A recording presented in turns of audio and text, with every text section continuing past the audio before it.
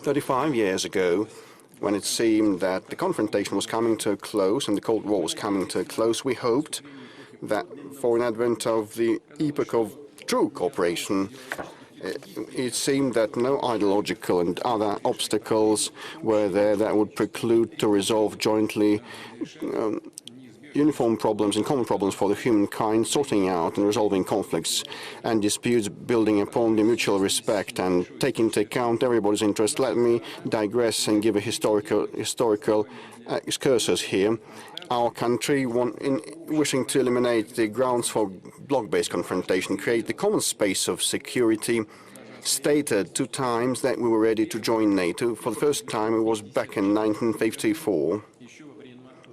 In the Soviet times, and for the second time during a visit by President Clinton, US President Clinton, in Moscow in the year 2000, when we spoke about that with him, and both times we were turned down, straight away.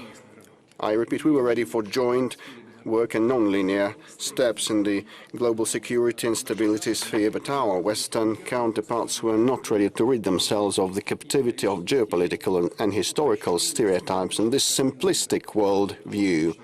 And I stated about that on many occasions in public. When we spoke with President Clinton, he said, it's very interesting, I think it's possible, but several hours later in the evening he said, I sought the advice of my team, it's unfeasible. And when will it be feasible?